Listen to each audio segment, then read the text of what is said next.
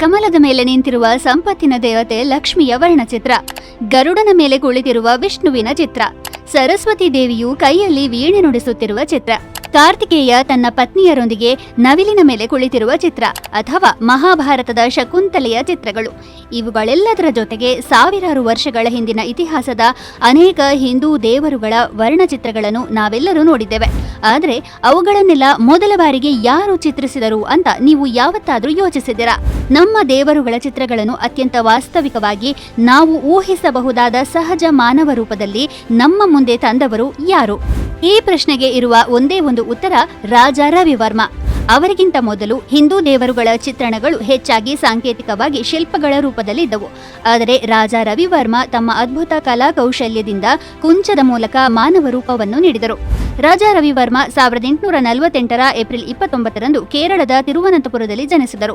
ಬಾಲ್ಯದಿಂದಲೂ ಬಣ್ಣಗಳ ಬಗ್ಗೆ, ಚಿತ್ರ ಬಿಡಿಸುವ ಬಗ್ಗೆ ಒಲವು ಹೊಂದಿದ್ದ ಅವರು ಕೇವಲ 14ನೇ ವಯಸ್ಸಿನಲ್ಲಿ ತಿರುವಾಂಕೂರಿನ ರಾಜದರ್ಬಾರಿಗೆ ಆಹ್ವಾನ ಪಡೆದರು.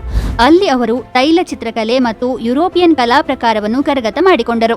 ಆದರೆ ಈ ವಿದೇಶಿ ತಂತ್ರಗಳ ಮೂಲಕ ಭಾರತೀಯ ಆತ್ಮವನ್ನು ಚಿತ್ರಿಸಬಹುದೇ ಎಂಬ ಪ್ರಶ್ನೆ ಎದುರಾದಾಗ ರವಿವರ್ಮ ಹೌದು, ನಾನು ಅದನ್ನು ಮಾಡಿ ತೋರಿಸುತ್ತೇನೆ ಎಂದು ನಿರ್ಧರಿಸಿದರು.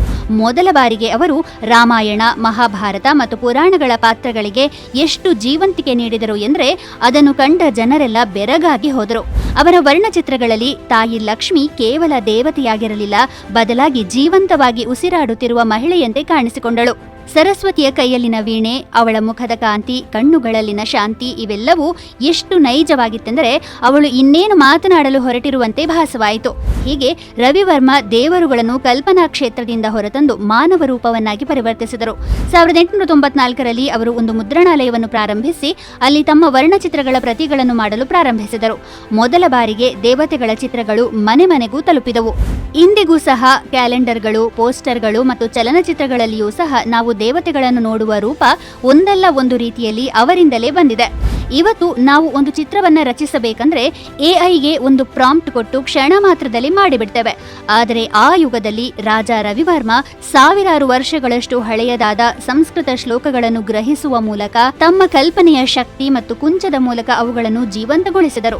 ತಮ್ಮ ಜೀವಿತಾವಧಿಯಲ್ಲಿ ತೈಲ ವರ್ಣಚಿತ್ರಗಳು, ರೇಖಾಚಿತ್ರಗಳು ಸೇರಿದಂತೆ ಸುಮಾರು 2000 ಚಿತ್ರಗಳನ್ನು ರಚಿಸಿದ ಆ ಮಹಾನ್ ಕಲಾವಿದ ನಿಜಕ್ಕೂ ಭಾರತದ ಹೆಮ್ಮೆ.